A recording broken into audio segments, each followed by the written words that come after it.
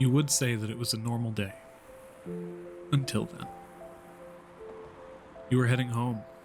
Weary from yet another night shift, you clutched the coffee in your hand as though grasping at the last lifeline of a sinking ship. Your only hope to be welcomed home once more by the loving embrace of your single bed. When you heard it. You stop and look into the deep dark that creeps from between the looming stone of the buildings before you.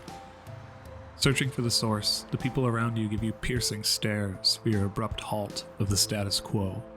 And so you take a step into that darkness and begin down the alleyway, curiosity driving you closer to the sound.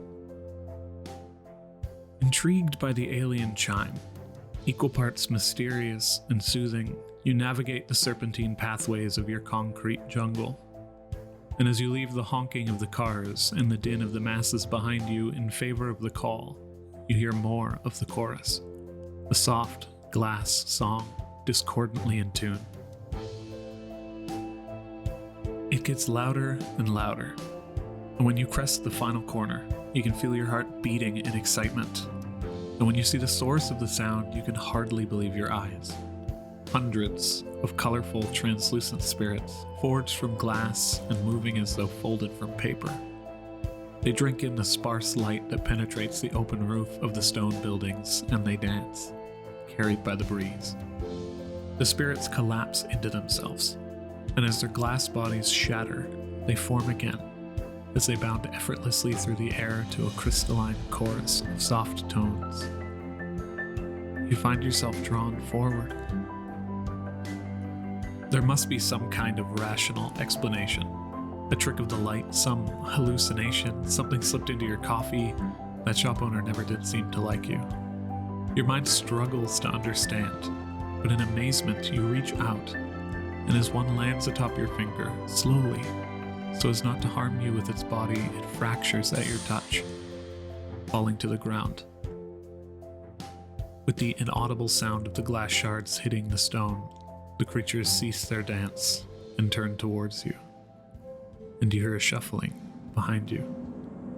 You turn abruptly. A figure, obscured, moves within a blur of color, as though hiding in the peripheral of your consciousness.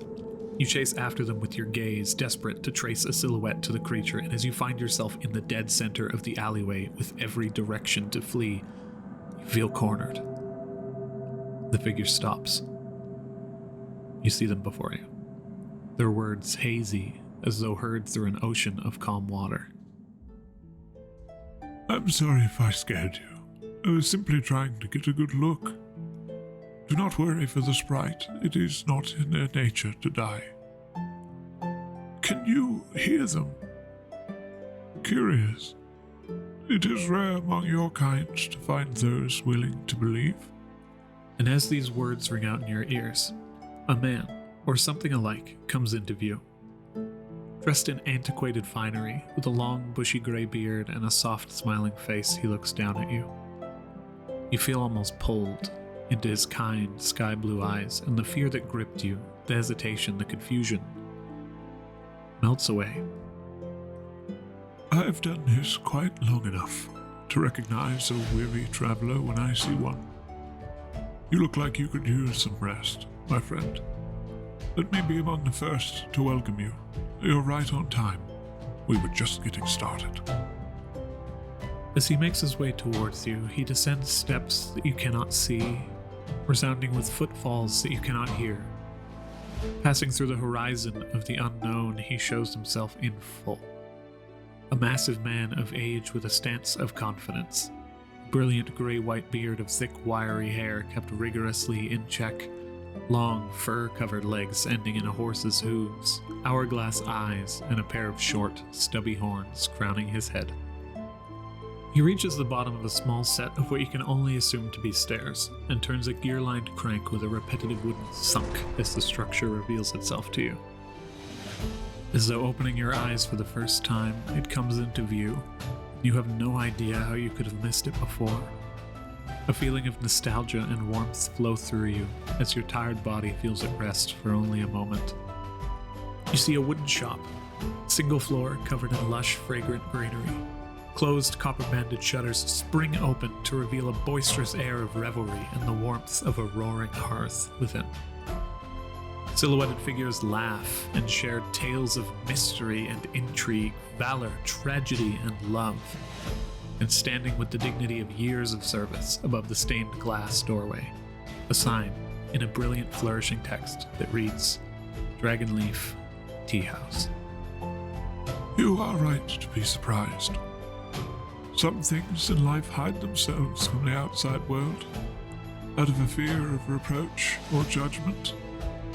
They cannot be seen for their true selves, unless viewed with an open mind. As he speaks, the small pile of glass on the cold ground rises to the air again, and as the song of the sprites continue, they take to the inside of the tea house through the windows and perch amongst the torches, refracting a rainbow of color across the wood-laden interior to the joy of the inhabitants. And through your amazement, you feel a bit guilty at the jealousy that washes over you at their enjoyment. You've never had anything like that before, and how they laugh, full of life. You fear what would come from stepping into that new world beyond the pale. You look back towards the alley from which you came and yearn once more for the comfort of your single bed, and back one final time towards the tea house. This is a place for wayward souls, and all those with time for a story. All are welcome, for as long as we have doors to open, so shall they be open for you. You have a place here. Welcome, traveler, to the Dragonleaf, the tea house where tales are told. Come in, grab a cup on the house, and stay for a tale or two. I promise you, if you do, nothing will ever quite be the same. You fear the society that awaits you, their piercing stares, the new status quo. Afraid of reproach or judgment, you think to hide yourself from the world instead.